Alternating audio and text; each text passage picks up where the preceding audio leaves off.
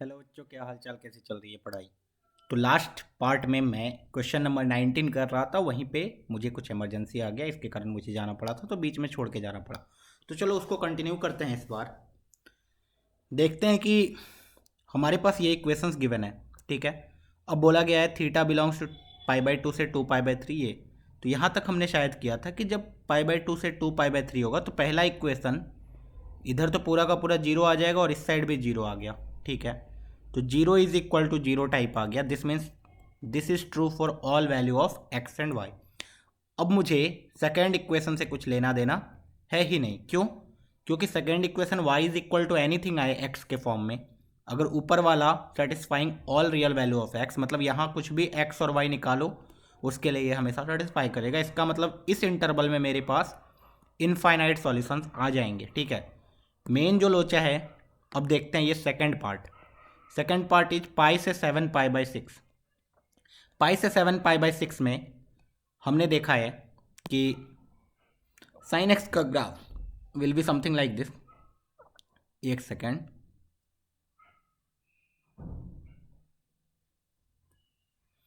Okay, pi से पाई/6 sine theta का ग्राफ। साइन थीटा का ग्राफ ये होता है, this is pi, this is पाई/2। तो 7π/6 किधर आएगा? 7 × 30 डेट इज 210, और ये कितना होता है 3π/2 डेट इज 270। तो यहाँ पे कहीं होने वाला है, ठीक है, 7π/6।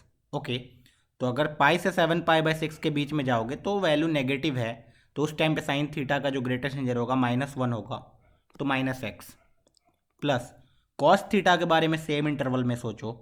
कॉस थीटा के बारे में सोचोगे तो ऐसा कुछ ग्राफ आएगा। तो तुम्हें दिख रहा होगा this is pi, this is पाई/2, 2π/2 एंड दिस इज 3π/2, ठीक है। तो पाई से दिस इज पाई, पाई से पाई/6 मतलब इधर कहीं, इधर भी, और इसका नेगेटिव लेना है तो ऑब्वियसली ये जीरो आ जाएगा। तो वहाँ से -x is equal to zero और x is equal to zero एक सॉल्यूशन आया। अब यहाँ पे सेम कॉट के लिए भी देखना पड़ेगा मुझे। कॉट थीटा के लिए ऐसे सोचो, cot theta is basically y is equal to cot theta is basically cos theta upon sine theta. अच्छा, कॉस थीटा इस बीच में नेगेटिव, साइन थीटा भी इस बीच में नेगेटिव, तो यहाँ से y is equal to zero आ गया। मतलब ये तो -0 से 1 के बीच में रहेगा, उसका ग्रेटेस्ट नंबर जीरो हो जाएगा, तो ये y is equal to zero आ गया। दिस मीन्स क्या हुआ, x is equal to zero and y is equal to zero का सॉल्यूशन सिर्फ एक ही आता है, x is equal to zero and y is equal to zero. तो ऑप्शन नंबर 1 करेक्ट हो जाएगा, ठीक है। तो ये बच्चों को तब डिफ़िकल्ट होता है जब उन्हें इस ग्रेटेस्ट इंटीजर का वैल्यू नहीं निकाल पाते, कुछ मिस्टेक कर दे तो, नहीं तो ये क्वेश्चन हो जाएगा, ठीक है। चलो नेक्स्ट क्वेश्चन पे मूव करते हैं। The question is from straight line. Okay, the straight line L at a distance of 4 unit from the origin.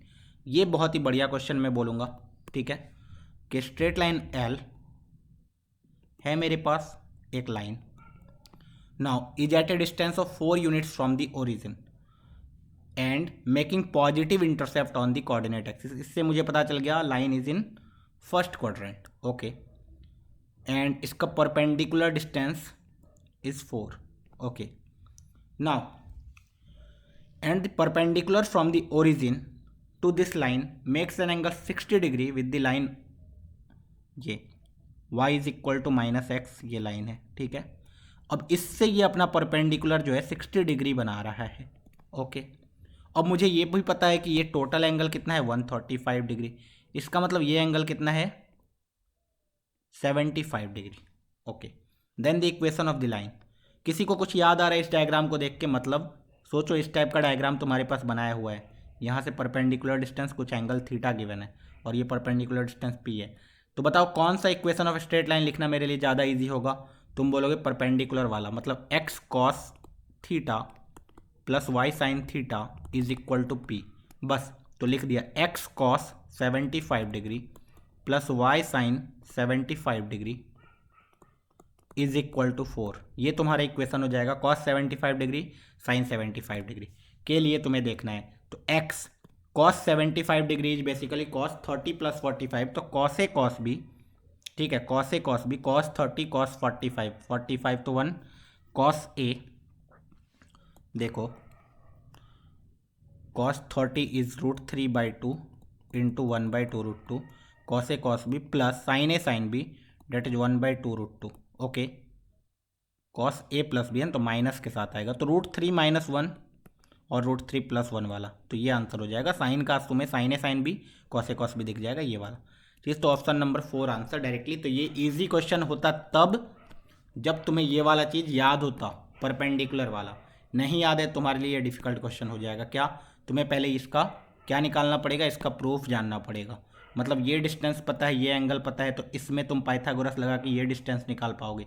ये डिस्टेंस निकालने से तुम्हारे पास एक्स इंटरसेप्ट पता चल गया। सिमिलरली इस साइड करोगे तुम ये चीज़ 90 है तो ये 25 डिग्री, यहाँ से तुम ये डिस्टेंस निकालोगे, तुम्हें वाई इंटरसेप्ट पता चल गया। वाई इंटरसेप्ट और एक्स इंटरसेप्ट पता है, तब इंटरसेप्ट फॉर्म लिख सकते हो या 2 पॉइंट फॉर्म लिख सकते हो। ठीक है, तो उतना लंबा जाने से अच्छा तुम डायरेक्टली ये याद रख लो, तुम्हारा काम हमेशा ईजी हो जाएगा। ठीक है, तो इस टाइप के क्वेश्चंस मतलब जेईई मेंस पूछते नहीं है डायरेक्टली, लेकिन इस बार अचानक से ये क्वेश्चन पूछ दिया, क्योंकि मैक्सिमम बच्चे इस चीज़ को याद भी नहीं रखते। ओके, नेक्स्ट क्वेश्चन फिर से लिमिट वगैरह कुछ दिख रहा है। ओके, इन्होंने दो फंक्शंस दिए हैं, f x is equal to this and g x is equal to this, modulus वगैरह में दिया है। And f x attains its maximum value at alpha, g x attains its maximum value at beta, then limit minus alpha beta. ठीक है, okay, निकाल लेंगे। सबसे पहले तो ये देख लिया एफ एक्स का मैक्सिमम वैल्यू कहाँ आ रहा है। एफ एक्स मेरे पास क्या है, 5 माइनस मॉड एक्स माइनस 2। अब तुम्हें दिख रहा होगा कि ये जो मॉड एक्स माइनस 2 है ऑलवेज ग्रेटर देन और इक्वल टू 0 है, और ये 5 एक कांस्टेंट है। कांस्टेंट में कुछ सब्ट्रैक्ट हो रहा है जो हमेशा पॉजिटिव है, तो ये मैक्सिमम कब होगा, जब ये 0 एग्जैक्टली सब्ट्रैक्ट होगा, क्योंकि 0 से हल्का सा भी ज़्यादा नंबर सब्ट्रैक्ट हुआ तो इसकी वैल्यू उससे कम हो जाएगी हमेशा। अब ठीक है, तो इससे पता चला x इज इक्वल टू 2 पे एफ एक्स मैक्सिमम लेगा, that is alpha is equal to 2 है मेरे पास। सिमिलरली जी एक्स के बारे में देखो, G x is mod X plus 1। अच्छा, मॉड एक्स प्लस 1 है जी एक्स। अब जी एक्स का मिनिमम वैल्यू चाहिए, बीटा पे आ रहा है, तो तुम्हें दिख रहा होगा कि मिनिमम वैल्यू 0 होगा, इसका mod is always greater than equal to 0, तो एक्स इज इक्वल टू -1 पे ये मिनिमम लेने वाला है, डेट इज बीटा की वैल्यू आ गई -1, तो अल्फा बीटा कितनी आ गई -2। अब उस लिमिट को कैलकुलेट कर लो, limit x tending to minus of alpha beta that is 2 x - 1 x² - 5x + 6। इसको अगर फैक्टराइज किया जाए तो -1 डालोगे तो 2 × 3 से चलेगा। हाँ, x - 2 × x - 3। नीचे फैक्टराइज किया तो 2 डाल दिया तो 4 - 12। हाँ, तो ये भी x - 2 × x - 4 चल रहा है। ठीक है, हाँ, तो x - 2 x - 2 कैंसिल हो गया, x - 1 2 डाल दिया तो 1 × -1 डिवाइडेड बाय ये x - 4 है, तो 2 - 4 इज -2, तो ये आ गया 1/2। ठीक है, तो ऑप्शन नंबर 1। तो ये इजी कैटेगरी का क्वेश्चन था, मैक्सिमम बच्चों ने इसको कर लिया होगा। ठीक है, चलो नेक्स्ट क्वेश्चन मूव करते हैं। वाह इस टाइप के क्वेश्चंस जेईई बहुत बार पूछ चुके हैं, तो अगर तुम प्रीवियस ईयर्स को फॉलो कर रहे हो तो ये सारे क्वेश्चन तुमसे होते जाने चाहिए। ठीक है, let alpha belongs to real number. अब देखो, जैसे ये क्वेश्चन था, तो ये क्वेश्चन बहुत सारे बच्चे फैक्टराइज ना करके LH रूल भी लगा सकते थे, 0/0 फॉर्म आ जाता। ठीक है, अल्फा बिलोंग्स टू आर, एक वेक्टर, दो वेक्टर, तीन vector, then the set such that A B C are coplanar. बताओ कितना सिंपल क्वेश्चन है। अगर तीन वेक्टर्स कोप्लेनर है तो क्या करना होता है, बताओ बताओ। बॉक्स ABC 0, ये कंडीशन याद ही रख लो। अगर तीन वेक्टर्स कोप्लेनर है तो बॉक्स ABC 0, या फिर 4 पॉइंट दे दे और बोले चारों पॉइंट कोप्लेनर है, तब भी तुम्हें क्या करना होगा, उस 4 पॉइंट से 3 वेक्टर्स लिखने होंगे, उसका बॉक्स 0 करना होगा बस। तो यहाँ से तुमने कर दिया अल्फा 1 3 2 1 माइनस अल्फा, अल्फा -2 3 का डिटर्मिनेंट निकाल के 0 कर दिया, तो अल्फा × 3 माइनस ही रहेगा, 3 - 2 अल्फा। ठीक है, -1 × 6 minus plus alpha square. Okay, +3 × -4 minus alpha. अच्छा, इसको कैलकुलेट करो, this is 3 alpha -2 alpha square -6 minus alpha square -12 -3 alpha is equal to 0। इसको फर्दर सिंप्लीफाई किया जाए तो you will get -2 alpha square, 3 alpha और -3 अल्फा कट जाएगा, -2 alpha square alpha square is minus 3 alpha square basically, ठीक है। -6 - 12 is -18 is equal to 0, और 3 alpha square is equal to -18 और alpha square is equal to -6। क्या ऐसा कभी possible है? बोलेंगे नहीं, तो एम्प्टी सेट, ठीक है। तो सिंपल, ये क्वेश्चन इजी था। Next question, a person throw fair 2 dice, he wins ₹15 for throwing a doublet, same numbers on the 2 dice. Okay, doublet का मतलब क्या होता है उन्होंने बता दिया कि अगर उसने 2 डाइस फेंके तो अगर दोनों नंबर सेम आ गए तो वो 15 रुपये जीत जाएगा। Wins ₹12 when throw result the sum of 9, अगर दोनों डाइस पे जो नंबर्स आए उनका सम 9 आ गया तो वो 12 रुपये जीत जाएगा।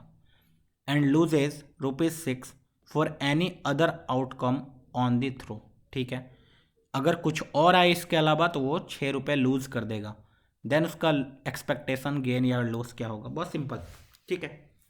बताओ, डाइस फेंकते हैं तो डबलेट आने का प्रोबेबिलिटी क्या? तुम बोलोगे 6 डबलेट है, टोटल 36 इंटू +15 हो जाएगा उसका, प्लस सम 9 आने का प्रोबेबिलिटी क्या? तुम बोलोगे 6,3, 5,4, 4,5, 3,6, बस 4 पॉसिबिलिटी। तो 4/36 इंटू +12, ठीक है। उसके बाद क्या है, इसके अलावा और कुछ आए तो तुम्हारे दिख रहा है कि 10 आ चुका है तो +26/36, इसके अलावा कुछ भी आए तो इंटू -6, क्योंकि लॉस हुआ है, ठीक है। चलो, नेगेटिव का मतलब लॉस, पॉजिटिव का मतलब गेन। तो दिस इज बेसिकली चलो 15, 90 plus 48 minus 156 divided by 36, what ये तो लोचा हो गया, हाँ ठीक है, हाँ, इज इक्वल टू, ये कहाँ से आ गया? 9 3 8, 138 माइनस 156 डिवाइड बाय 36, ये कितना आ रहा है देखना, 8 में से 6 गया 2, यहाँ बचा, अरे उल्टा कर दिया मैंने, है ना, 6, 14 में से 8 गया 6, 6 यहाँ बचा, फिर से क्या कर रहा हूँ मैं, व्हाट द हैक, ठीक है। दिस माइनस करना है, 16 में से 8 गया 8, यहाँ बचा 4, 4 में से 3 गया 1, 18, तो ऊपर आ गया 18 विथ नेगेटिव साइन, नीचे 36 आ गया तो -12, ठीक है। तो -12 का मतलब 1/2 लॉस हो गया। तो सिंपल क्वेश्चन, इस टाइप के क्वेश्चन हमने ऑलरेडी PYQ में कर रखे हैं, अगर तुम फॉलो करते आ रहे हो तो अब तुम्हें लगेगा कि जब तुम PYQ कर रहे हो तो हर साल का क्वेश्चन पेपर एक ही जैसा आ रहा है। अगर तुमने मेरे सारे के सारे PYQ वाले देखे हैं लिस्ट, तो तुम्हें पता चल जाएगा कि ये सब क्वेश्चन तुम्हारे लिए अब कुछ भी नहीं है। इसलिए मैं बोलता हूँ, अगर तुमने PYQ 100% करके गया है तो तुम्हारा मतलब एफिशिएंसी या फिर एक्यूरेसी या फिर रैंक बहुत ही ज़्यादा इंप्रूव हो जाते हैं, ठीक है। Now the tangent to the curve this at its point of intersection with the line this, intersect at the point, okay, नहीं समझ में आया, कोई बात नहीं। बोला गया एक पैराबोला है कोई भी, ठीक है, उस पे 2 टेंजेंट्स खींचे गए eight its point of intersection with the line this, ठीक है। मतलब एक लाइन है और एक पैराबोला है, ये लाइन इस पैराबोला को 2 पॉइंट पे इंटरसेक्ट करेगा, उन पॉइंट्स पे टेंजेंट खींचा गया, ठीक है। तो वो कहीं पे इंटरसेक्ट कर रहा है, ये पॉइंट ऑफ इंटरसेक्शन कितना है, समझ में आया? बोला the tangent to the curve this at its point of intersection with the line this, tangent to the curve this at its point of intersection with this line, intersect at the point, ठीक है, clear? Okay, मुझे इसका equation पता है x - y = 3, इस parabola का भी equation पता है y = x - 2 होल स्क्वायर -1, इसको सिंप्लीफाई कर लिया जाए तो a² + b² -4x -1, तो x² - 4x + 3 इज y, ठीक है। ये तुम्हारा पैराबोला है, ये लाइन है। अब देखना, ये पॉइंट ऑफ इंटरसेक्शन निकालना है, तो ये पॉइंट ऑफ इंटरसेक्शन मान लेते हैं कुछ देर के लिए अल्फा कॉमा बीटा है, मुझे नहीं पता है। अब सोचो ये पॉइंट ऑफ इंटरसेक्शन कैसे निकलेगा, क्या तुम टेंजेंट का इक्वेशन निकालोगे? नहीं, तुम्हें कौन सा कॉन्सेप्ट याद आना चाहिए? अच्छा, तुम्हें दिख रहा है ये लाइन इस पॉइंट के रेस्पेक्ट में क्या है, कॉर्ड ऑफ कॉन्टैक्ट। अच्छा, एक्सटर्नल पॉइंट से दो टेंजेंट खींचे और उसका कॉर्ड ऑफ कॉन्टैक्ट का इक्वेशन क्या होता है, T is equal to zero. T is equal to zero लगा दो भाई, y plus Y one by two is equal to X one minus two times X plus alpha plus three. ये तुम्हारा equation होना चाहिए इस लाइन का, simple. बस इसको सिंप्लीफाई कर लो। y plus beta by two is equal to X alpha minus two X minus two alpha plus three. Two से मल्टीप्लाई कर दिया, y plus beta is equal to two X आना चाहिए ना यहाँ पे, हाँ ठीक है। x कॉमन ले लोगे तो alpha minus two into two minus four alpha plus six. Okay, और यहाँ से तुम्हारे पास आया y is equal to X minus three. तो तुम्हें दिख रहा होगा, चलो एक कांस्टेंट ले लेते हैं पहले, तो इस इक्वेशन को और भी सिंप्लीफाई कर लें पहले। तो this is y is equal to two times alpha minus two into X minus four alpha minus six plus six minus beta, ठीक है। और ये लाइन है y is equal to X minus three. तो यहाँ से तुम्हें दिख रहा होगा टू इंटू कंपेयर करोगे तो two into alpha minus two की वैल्यू वन है, that is alpha minus two की वैल्यू वन बाई टू है। Alpha is equal to two plus one by two है, फाइव बाई टू है। Alpha की value आ चुकी है। बीटा भी तुम्हें दिख रहा है कि minus four alpha plus six minus beta is minus three है। अल्फा मुझे ऑलरेडी पता है, तो फाइव बाई टू, तो minus four into five by two, दो दूना चार, तो minus ten plus six minus beta is equal to minus three. और ये आ चुका है minus four minus beta is equal to minus three minus beta, या फिर beta is equal to minus one. Beta की वैल्यू आ चुकी है, अल्फा की वैल्यू आ चुकी है, five by two comma minus one. Five by two comma minus one answer होना चाहिए अपना। कौन सा ऑप्शन है, ऑप्शन नंबर थ्री। तो ये भी इजी कैटेगरी का क्वेश्चन था, अगर तुम्हें आइडेंटिफाई कर लिया कि ये है। अगर तुम आइडेंटिफाई ही नहीं कर पा रहे हो इस चीज़ को, तब तो तुम इस क्वेश्चन को आगे बढ़ जाओ, सॉल्व नहीं करो, ठीक है। Okay, so the next question, alpha comma beta comma gamma are the three consecutive terms of a non constant GP. जैसे ही three consecutive non terms GP दे दे तो मैं एज्यूम कर लो A by R A R, या फिर जीपी में फ़र्क उतना नहीं पड़ता है, ए आर स्क्वायर भी कर सकते हो, ठीक है। ओके, ए कहीं यूज नहीं हुआ, ठीक है। Such that the equation this and this have a common root.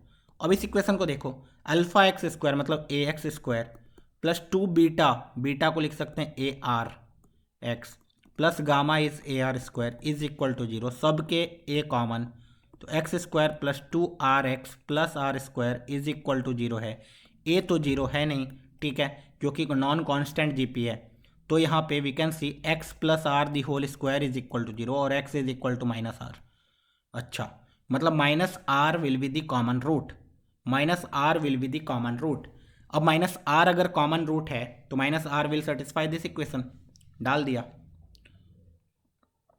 Okay, तो यहाँ से आ गया R square minus R minus one is equal to zero, तो this have a common root. Then अब मुझे क्या चाहिए, मुझे चाहिए इस चीज़ की value, alpha into beta plus gamma. Alpha is A, beta plus gamma that is A R plus gamma, gamma gamma gamma gamma gamma gamma gamma gamma A R square.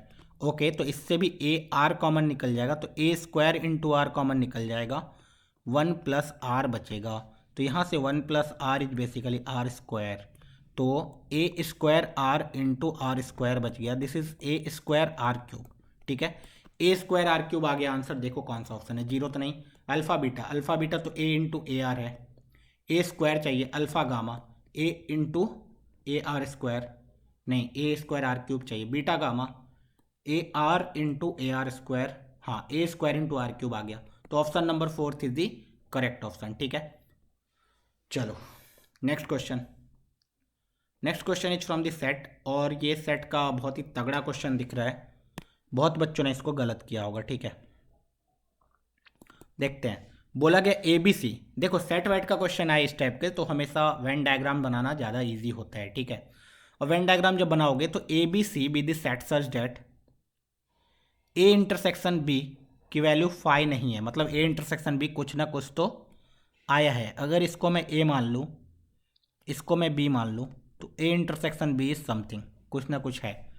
And A intersection B जो है, ये छोटा सा part जो है वो एक सी कोई है, उसका सबसेट भी है। तो सी को मैं अलग से बना दूं, चलो ऐसे कुछ बड़ा बना दिया, ठीक है, दिस इज सी, कुछ भी बना सकते हैं ना। तो दिख रहा है सी का subset is A intersection B वाला part. Okay, then which of the following statement is not true, ये चीज नॉट ट्रू वाली चीज, B intersection C, that is B का इंटरसेक्शन सी के साथ तो कुछ ना कुछ आ रहा है, नॉट इक्वल टू 5, एकदम ट्रू है ये।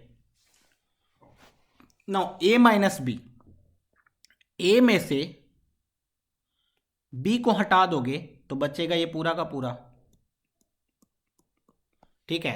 अगर बोला ए माइनस बी सबसेट है पूरा का पूरा सी का, मतलब ये पूरा अंदर है सी के, मतलब ये वाला लाइन और बाहर से गया है, then A is the subset of C. एकदम सही बात दिख रहा है, एकदम सही बात दिख रहा है, ठीक है, ये भी ट्रू है। ओके, सी यूनियन ए, सी का यूनियन ए के साथ, मतलब पूरा सी, कुछ बी का भी पार्ट, उसका इंटरसेक्शन सी यूनियन बी के साथ, सी का यूनियन बी के साथ ये पूरा इज इक्वल टू सी। नहीं नहीं नहीं नहीं, ये तो फॉल्स है, ये बाहर वाला भी कुछ आ जाएगा। ओके, सो नहीं, ये फॉल्स है, तो यही सही है, जो गलत है वही सही है।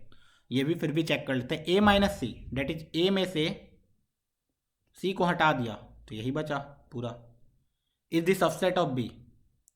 अगर A minus this is the subset of B, मतलब अंदर है, then A is the subset of B. एकदम सही बात, ये भी ट्रू है, ठीक है। तो इसीलिए मैंने बोला वेन डायग्राम से करेंगे तो बहुत ही आसानी से हो जाएगा, नहीं तो गड़बड़ हो जाएगा। चलो, now the general solution of the differential equation this, इस डिफरेंशियल इक्वेशन में देखा जाए अगर वाई स्क्वायर एक्स स्क्वायर ये होता और एक्स वाई, तब तो डायरेक्टली बोलते होमोजीनियस इक्वेशन गिवन है, होमोजीनियस इक्वेशन को सॉल्व कर लेते। लेकिन यहाँ पे उन्होंने फंसा दिया थोड़ा सा इसलिए फंसाया, Y square minus X cube D X is equal to minus X Y into D Y, ठीक है, कोई बात नहीं। वाई की square minus X cube D X is equal to X Y into D Y. Okay, D Y by D X निकाला जाए तो X Y into D Y by D X is equal to Y square minus X cube, ठीक है। तो इसको और भी simplify किया जाए, Y square minus Y square plus X Y into D Y by D X, ठीक है, minus Y square plus X Y into D Y by D X is equal to minus X cube. Okay, मैंने ये बोला था homogeneous नहीं है तो linear differential equation से हर साल क्वेश्चन आने की प्रोबेबिलिटी है। इसको अगर मैं लीनियर डिफरेंशियल इक्वेशन बनाना चाहूँ तो मुझे किसको टी वगैरह मानना पड़ेगा। तो आई कैन सी, अगर मैं वाई स्क्वायर को कुछ देर के लिए टी मान लूँ तो यहाँ से आई can say 2y into D Y by D X will be D T by D X. Okay, तो y into D Y by D X की वैल्यू आ गई 1/2 D T by D X. Okay, यहाँ से life थोड़ा simple हो गया, देखना, माइनस वाई स्क्वायर को मैंने टी लिया है, minus T plus X into by 2 D T by D X is equal to minus X cube. अब मुझे कुछ दिख रहा है, I can see X by 2 D T by D X minus T is equal to minus X cube. अब मैं क्या करूँगा, 2 बाई एक्स से multiply, that is D T by D X minus 2 by X T is equal to minus X cube into 2 by X. Okay, तो यहाँ से you will see minus 2x square लिखा हुआ ये। ओके, तो ये अब बन गया तुम्हारा लीनियर डिफरेंशियल इक्वेशन।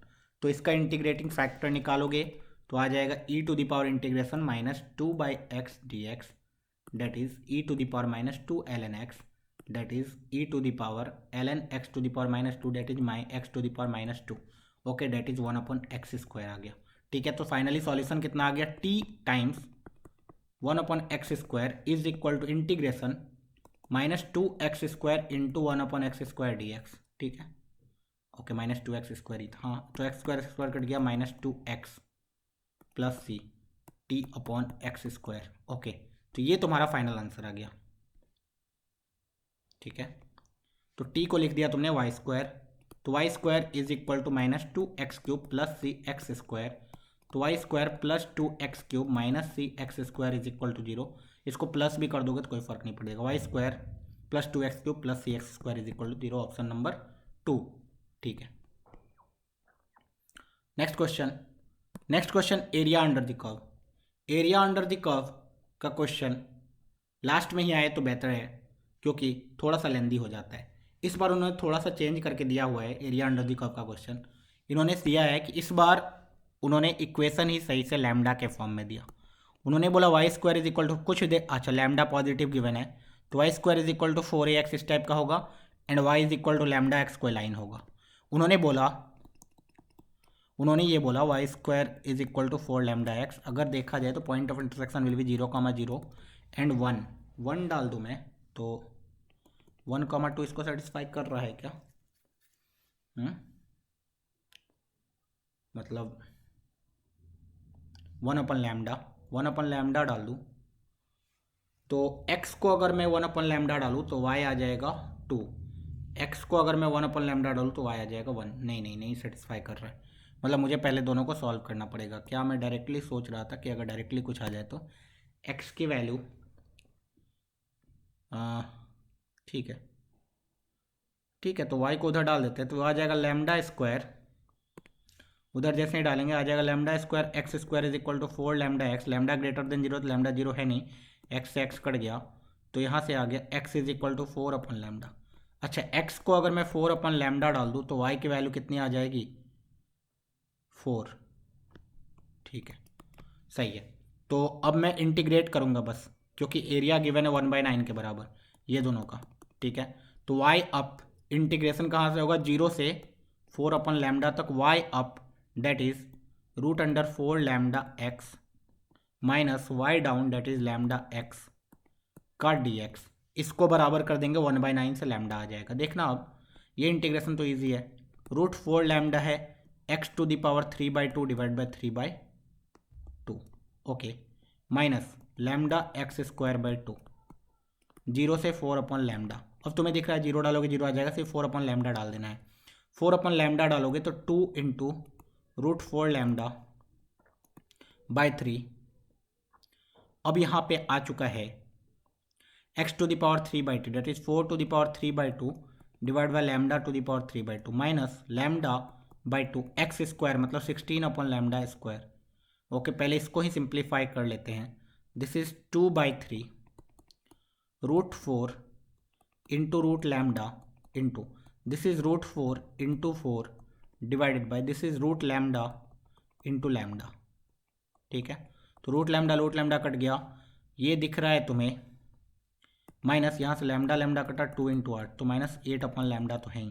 तो यहाँ से √4 into √4 4 into 4 16 into 2 32 divide by 3 lambda. ठीक है, माइनस 8/λ 3 लैम्डा कर दिया तो 24 कर दिया इधर, इज इक्वल टू 1/9 है ऑलरेडी। ठीक है, 1/9 ही था। हाँ ठीक है, तो 32 माइनस 24 कितना होता है? 6 2 8 8/3 lambda is equal to 1/9 3 into 3 तो लैम्डा की वैल्यू आ चुकी है 24। लैम्डा की वैल्यू आ चुकी है 24। Option number 3 is the correct option. ठीक है, now the length of the perpendicular run from the point 2, 1, 4 to the plane containing the line this and this. Okay, simple है, मुझे एक लेंथ ऑफ द परपेंडिकुलर इस पॉइंट से एक plane पे परपेंडिकुलर ड्रॉप करना है जो प्लेन इस दोनों लाइन को कंटेन करता है ऑलरेडी। ठीक है, तो इस लाइन को निकालना बहुत ईजी है। इस लाइन को कंटेन करता है मतलब इसका b1 वेक्टर b2 वेक्टर दोनों प्लेन पे है, तो normal vector of the plane will be in दोनों का cross that is i cap j cap k cap 1 2 -1 यहाँ से -1 1 -2 कितना आ रहा है देखो, i cap -4 +1 minus j cap में आएगा -2 -1 प्लस k कैप में आएगा 1 +2। ठीक है, कितना आ रहा है देखना, -3 i cap +3 j cap +3 k cap. तो यहाँ से तुम्हारे पास इक्वेशन आ गया that is -3x + 3y + 3z is equal to कुछ d। तो अब ये पास कर रहा है 1,1,0 से 1,1,0 से, तो -3 + 3 डी, तो डी की वैल्यू 0 आ चुकी है, मतलब minus X plus Y plus Z is equal to 0 और X minus Y minus Z is equal to 0। ये तुम्हारा प्लेन का इक्वेशन है। अब इसका परपेंडिकुलर डिस्टेंस 214 से निकालना है, 214 से निकालना है तो 2 माइनस 1 माइनस 4 डिवाइड बाई √3, ठीक है। This is what 5 2 3 3 by √3 that is √3, √3 is the answer, option number 3।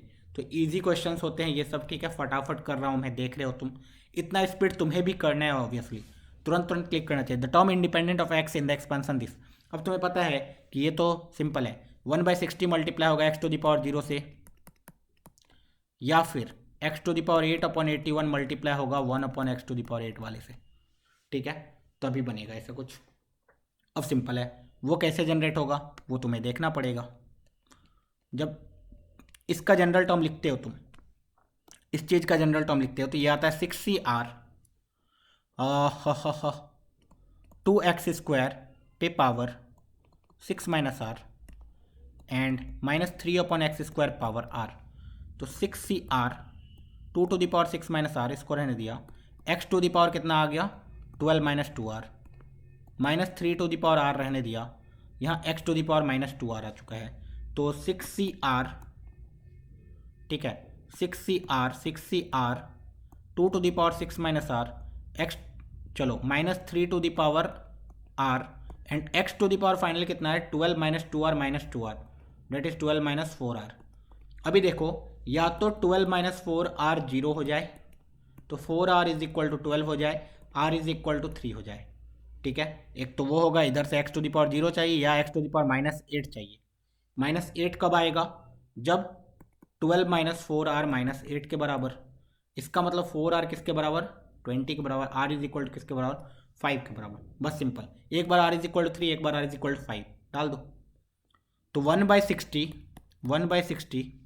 60 है, नॉट 16, 1/60 इंटू 6C3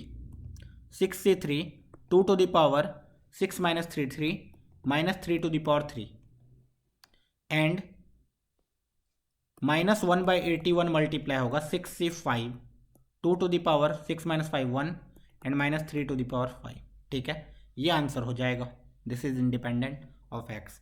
तो 6C3 कितना होता है 6 इंटू 5 इंटू 4 डिवाइड बाई 6 20, ठीक है। तो 1/60 into 20 into 8 into 27 with negative sign, यहाँ से माइनस माइनस प्लस कर दिया मैंने, ठीक है। तो plus 1/81 into 6C5 is 6 into 2 3 to the power 5 27 into 9, ठीक है, 27 इंटू 9, ओके। तो 27 इंटू 3 इंटू 2, अब यहाँ से देखो 20 इंटू 3 इंटू 9, तो कितना आ रहा है -72, और इधर से कितना आ रहा है 2 इंटू 2 4 इंटू 2 प्लस 36, तो -36 आंसर आ गया, -36 आंसर आ गया, ठीक है।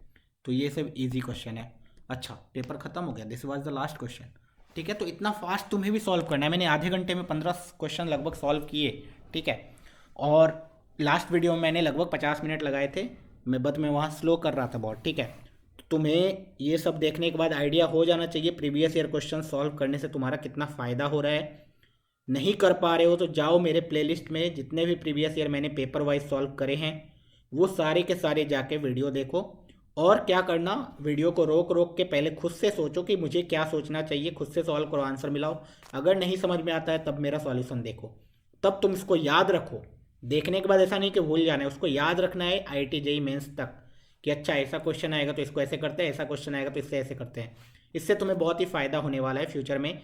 तुम खुद आके मुझे थैंक्स करोगे JEE मेंस एग्ज़ाम के बाद। चलो, ऑल द बेस्ट।